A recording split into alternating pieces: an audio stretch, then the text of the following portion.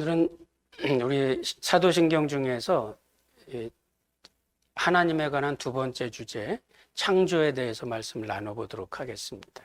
지난주는 전능하신 하나님에 대해서, 이제 이번에는 하늘과 땅을 지으신, 천지를 만드신 하나님에 대해서, 창조에 대해서 이야기를 할 때 우리가 최근이라기보다는 하나님의 창조를 이야기할 때 늘 창조에 대한 반론이 있잖아요. 특별히 이제 진화론이라기보다는 진화주의라고 생각을 하면 더 좋을 것 같아요. 그러니까 단순한 과학적인 이론으로서의 진화론이 아니라 진화를 하나의 신앙처럼 여기는 그런 파트가 있습니다. 그런 파트와 이렇게 대결을 구도해서 창조를 생각할 때가 많아서 창조에 대해서 이야기할 땐 자주 거기에 집중을 할 때가 많아요. 근데 그거에 대해서는 지난번에 한번 기회가 됐을 때 말씀을 제가 드렸기 때문에 오늘은 거기에 대해서 집중하지는 않고, 마치 이와 같습니다. 이제 어린아이가 학교에 이제 등교를 했는데 잘못해서 손이 비어가지고 다쳤습니다. 근데 학교에 가서 친구들하고 이제 이야기를 하고 이러는데, 이 자기가 갖고 있는 삶의 많은 부분들이 있잖아요.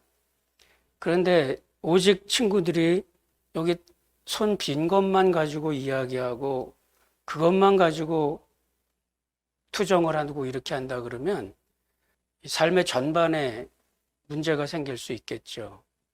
창조를 이야기하면서 거기에 대한 우리 인본주의적인 반론으로 등장하고 있는 진화주의에다가만 우리가 집착을 한다면은 하나님의 창조를 너무 제한시킬 수 있어요. 또 우리가 창조를 너무 물질적으로만 이해를 할 수 있다는 말이죠. 그러니까 그거를 좀 지양하기 위해서 오늘은 그의 다른 부분 생각을 해보도록 하겠습니다. 창조는 우리 이 땅을 만드신, 우주를 만드신 하나님이 창조주 하나님의 모습이지만 하나님의 또 다른 부분들이 굉장히 많거든요. 시공간에 국한되어 있는 우리의 모습으로는 도저히 이해할 수가 없는 하나님에 관한 부분들이 더 많아요. 광대하고 무한하고 자존하시는 그 하나님이 갖고 있는 부분들이 굉장히 큰데, 우리가 물질적인 세계 속에서 있는 우리가 그 시각만 가지고 하나님을 조명하려고 그러면 하나님을 잘 이해를 못하는 거예요. 그러니까 창조를 이야기할 때 그거를 생각하셔야 됩니다. 그러니까 진화론이나 과학적인 어떤 시각만 갖고 보는 게 아니라 그보다 더 큰 그런 영적인 부분의 하나님의 모습을 우리가 잘 기억해 둘 필요가 있습니다. 그럴 때에 우리가 놓치지 말아야 되는 게 뭐냐면 의미의 문제예요. 창조는 과연 의미가 있는 건가 하는 문제입니다. 거기에 의미가 없다고 생각하는 사람들은, 물질주의적인 세계관을 가진 사람들은 그렇습니다. 그냥 땅은 그냥 생긴 거지, 여기에 내가 뭘 했느냐, 내가 무슨 의미가 있냐, 이렇게 생각을 하다 보면 창조의 의미는 과연 있는 건가 하는 근본적인 물음을 우리가 하게 되는 겁니다. 우리 잘 아는 김춘수 시인의 꽃이라는 시가 있지요. 내가 그의 이름을 불러주기 전에는 그는 다만 하나의 몸짓에 지나지 않았다. 내가 그의 이름을 불러주었을 때 그는 나에게로 와서 꽃이 되었다.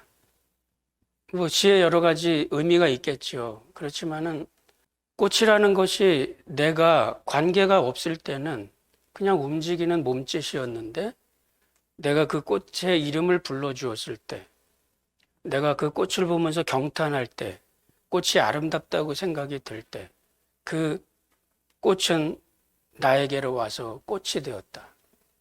그러니까 그저 평범한 식물이었다가 내가 어떤 관계를 갖게 되었을 때 아름다운 꽃이 돼서 내 마음에, 가슴에 꽂히는 거죠. 하나님의 창조를 생각할 때 이와 비슷한 비유를 생각해 보시면 좋습니다. 그러니까 하나님께서 우주를 만들어 놓으셨는데 거기에 사람을 두셨어요. 에덴을 창설하시고 거기에 사람을 두셨어요. 그리고 이제 오늘 2장 19절에 가서 보면 하나님이 이 생물들을 아담에게로 이끌어 오셨고 아담이 그에 대해서 어떻게 반응하는지 보시려고 생물들을 이끌어 오셨을 때 아담이 그들에게 말을 하게 되고 그것이 그들의 이름이 되었다 이렇게 표현을 했어요. 그러니까 사람이 어떤 생물에게 이름을 부르면서 관계를 맺기 시작했을 때 의미가 창출되는 겁니다. 하나님께서 에덴을 창설하시고 거기에 사람을 두셨을 때 의미가 창출되고 하나님께서 사람을 지으시고 하나님과 사람이 관계를 맺었을 때 하나님의 형상으로 사람을 지으셨다 이렇게 말씀하셨을 때 거기에 하나님과 사람 사이에 의미가 창출이 돼요. 우리는 왜 존재하며 우리는 어떤 관계인가. 오늘 말씀 뒤에서 말씀을 드리겠지만 하나님은 홀로 영광스럽고 홀로 자존하시는 분이에요. 우리 피조세계가 없다고 해도 하나님이 크게 영향을 입지 않는 이 땅의 우주가 없이도 하나님은 스스로 영광스럽고 스스로 존재하시는 분입니다. 그런데 그 하나님께서 피조세계를 만드시고 거기에 관계를 맺으시고 하나님과 사람과 관계가 있는 사람을 거기다 두시고 하나님의 형상으로 그 사물과 하나님의 형상으로서의 인간이 관계를 맺고 이 모든 관계 가운데 이 우주 만물은 하나님께서 세상을 이처럼 사랑하사 독생자를 주셨으니 이는 저를 믿는 자마다 멸망치 않고 영생을 얻게 하려 하심이라는 이 관계가 성립되는 거예요.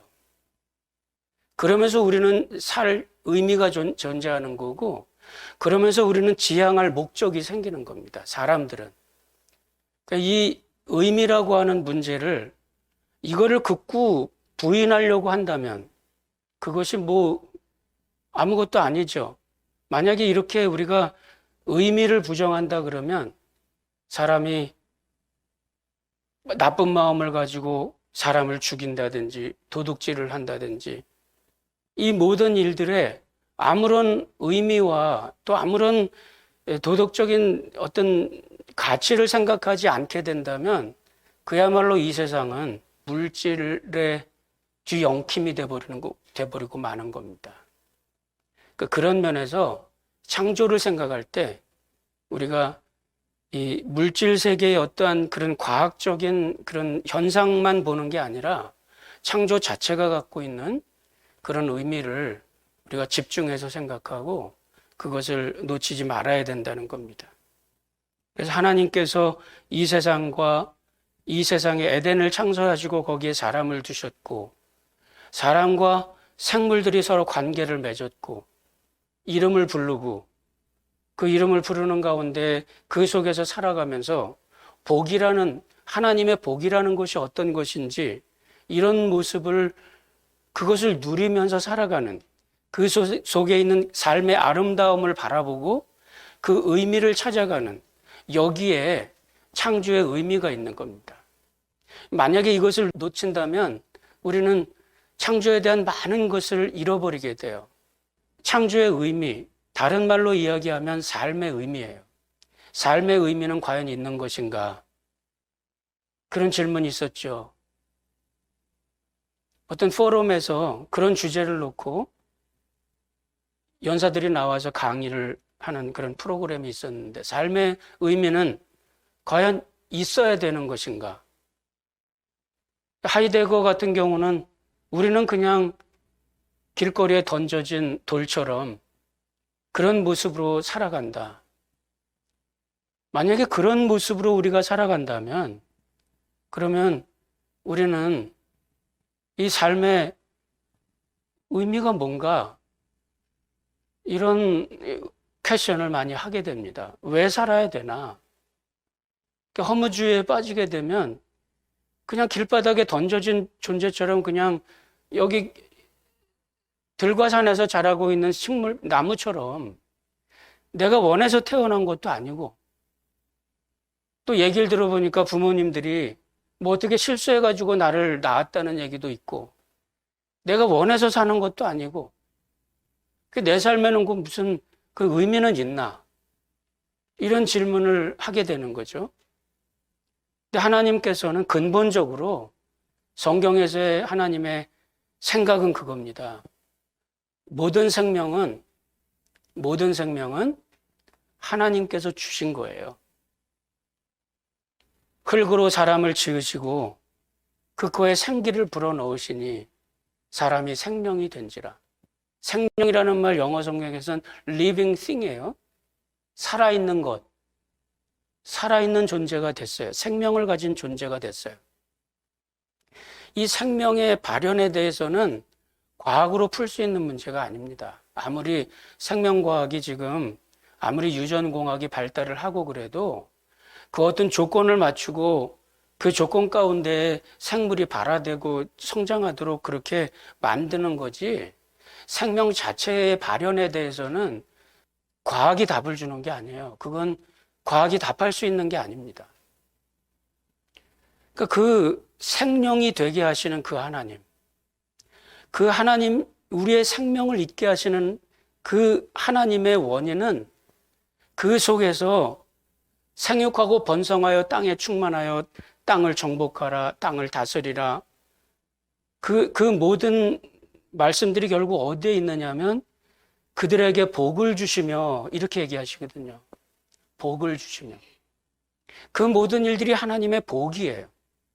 생명의 근원에서는 하나님의 복이 출발하는데 하나님의 복으로 주신 그 생명의 모습으로 우리는 하나님을 거역하는 일을 선택하면서 타락하고 죄와 악이 찾아오게 되고, 그래서 우리가 정말 비참한, 영적으로 볼 때 비참한 그런 모습을 살아가고 있는데 그 책임은 하나님께 있는 게 아니에요.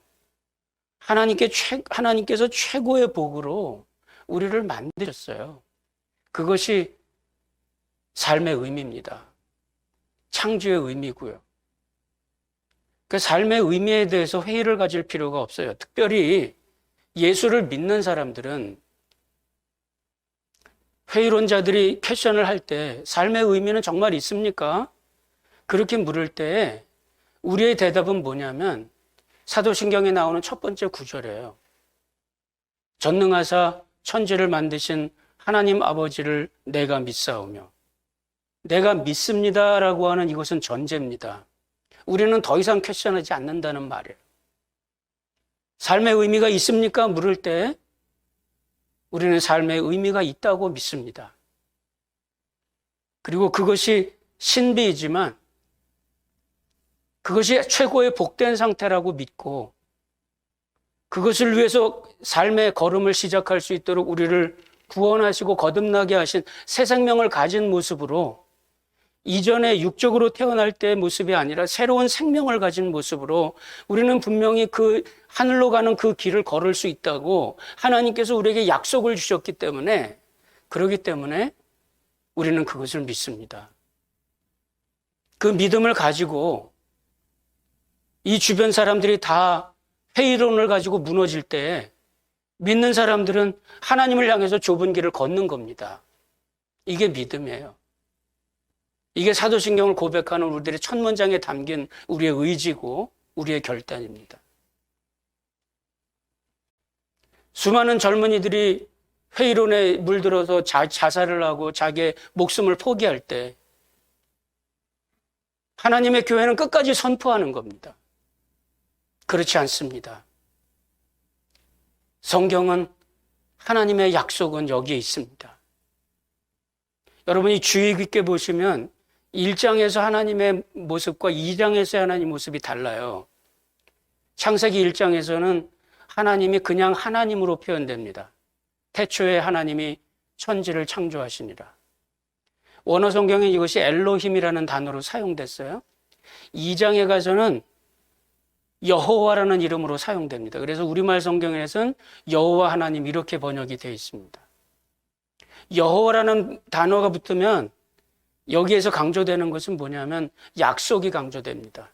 약속을 세우시고 약속을 이루시는 하나님. 그 하나님의 약속 가운데, 그런 가운데 하나님의 약속은 반드시 우리들에게 하나님의 성취로 이어질 것이라는 믿음, 그 믿음을 고백할 수 있고 그것을 끝까지 이루신다고 끝까지 우리는 믿는 그 믿음이 근거가 바로 2장에 있는 내용입니다. 이 세상 속에서 아담이 생물들의 이름을 부르듯이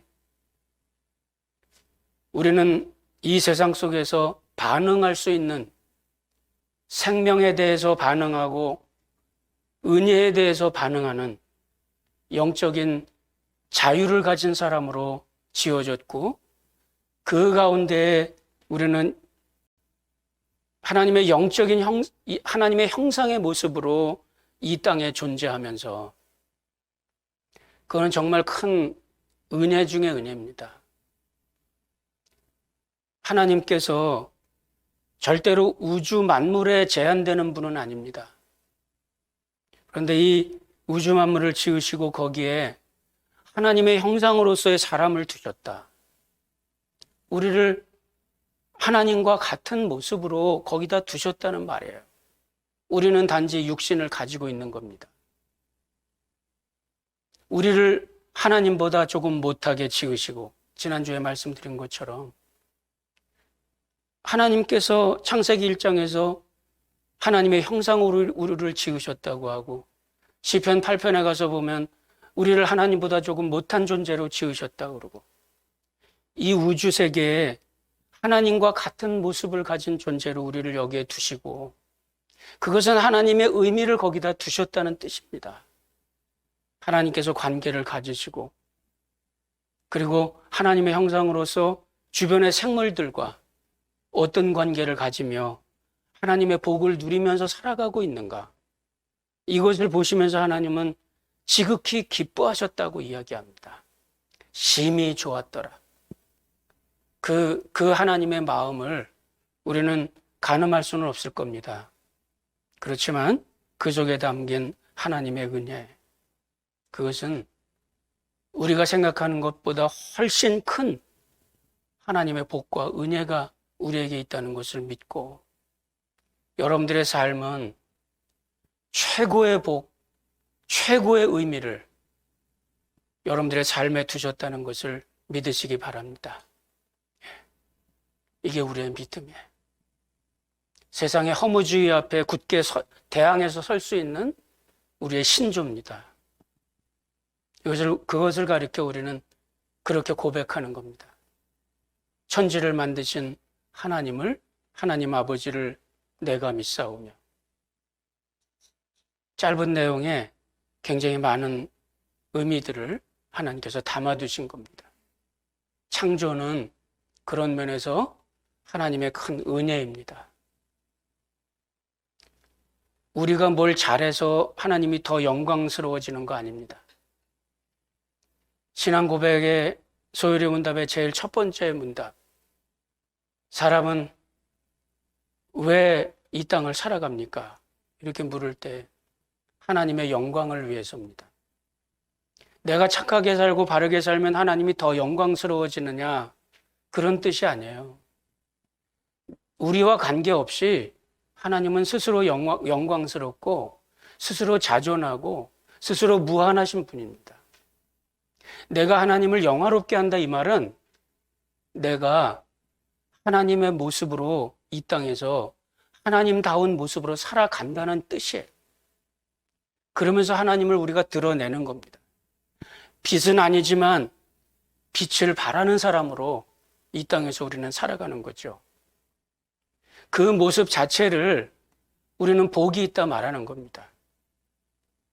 우리가 하나님께 헌신하고 바르게 살고 그렇게 해서 하나님의 복을 받아서 이 세상에서 출세하는 게 아니라 그게 복이 있다는 말이 아니라 우리가 하나님의 모습으로 이 땅에서 살아가면서 빛과 소금으로 살아갈 수 있는 그 모습 자체가 이미 우리에게 복이라는 말입니다. 그것이 산상보훈에서 예수님 말씀하신 그 복이에요. 심령이 가난한 자는 복이 있나니. 하나님께서 말씀하신 복이라는 것은 바로 그 모습 자체가 우리에게 복이라는 겁니다. 여러분들의 존재 자체가 세상에선 복이 된다는 말이에요. 내가 예수를 믿은 거듭난 생명으로 이 허물과 죄로 죽은 세상 속에서 살아간다는 것 그 자체가 세상은 복이 되는 겁니다. 우리가 없으면 세상은 복을 잃어버리는 거예요. 하나님의 백성들이 이 세상에 존재하면서 하나님의 복은 우리들 가운데 존재하게 되는 겁니다. 이것이 복의 근원이라는 뜻이에요. 여러분들의 삶에 하나님의 이 풍요로운 하늘의 복, 이 하늘의 복이 여러분들 가운데 있기를 바랍니다. 하나님께서 저는 참 가슴이 벅차요. 하나님께서 어떻게 피조물의 모습으로 이 땅에 오셨을까? 말씀이 육신이 되어 우리 가운데 거하심에 우리가 그 영광을 보니 아버지의 독생자의 영광이요 은혜와 진리가 충만하더라. 어떻게 하나님이 피조물의 모습으로 이 땅에 오셨을까? 왜 그것을 기뻐하셨을까? 엉망진창이 되어버린 이 세상을 하나님은 왜 그렇게 구원하고 싶어 하셨을까? 그런 면에서 우리의 삶 자체가, 이 우주의 존재 자체가, 이 속에 내가 있다고 하는 것 자체가 우리에겐 은혜입니다. 창조에 담긴 깊은 하나님의 은혜의 메시지, 사랑의 메시지를 잘 기억하고 여러분들의 삶에 또 여러분들의 주변에 하나님의 복과 은혜로 늘 풍성한 그런 삶이 될 수 있길 바랍니다. 기도하십시다.